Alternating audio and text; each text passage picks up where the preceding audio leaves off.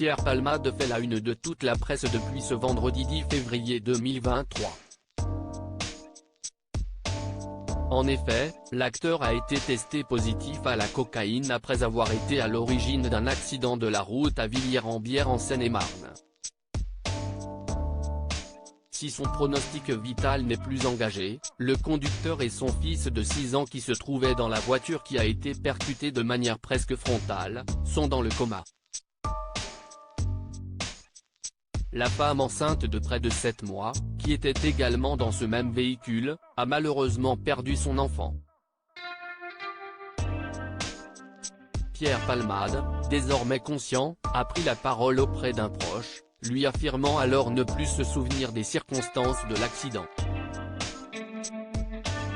Il pourrait être placé en garde à vue après l'ouverture d'une enquête pour homicide et blessures involontaires mais également pour infraction à la législation sur les stupéfiants.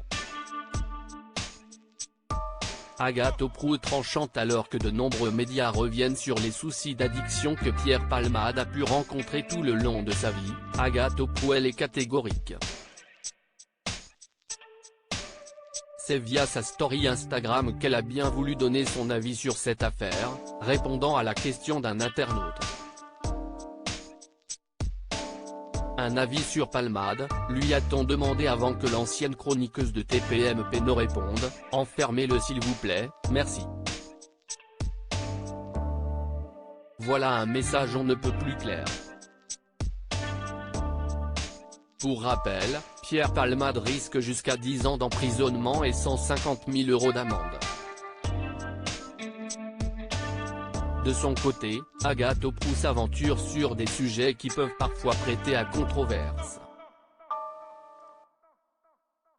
Elle n'hésite pas à donner son avis, n'en déplaise à ses détracteurs.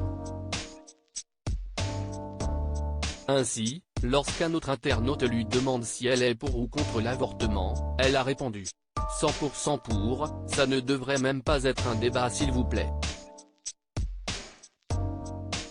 La maison de Pierre Palmade visitée par des cambrioleurs d'après Le Parisien, des voleurs ont profité de la situation dans laquelle se trouve Pierre Palmade pour pénétrer dans sa résidence secondaire de Villiers-en-Bière dans la nuit du lundi au mardi. Pour le moment, nous ne savons pas encore si des biens ont été dérobés.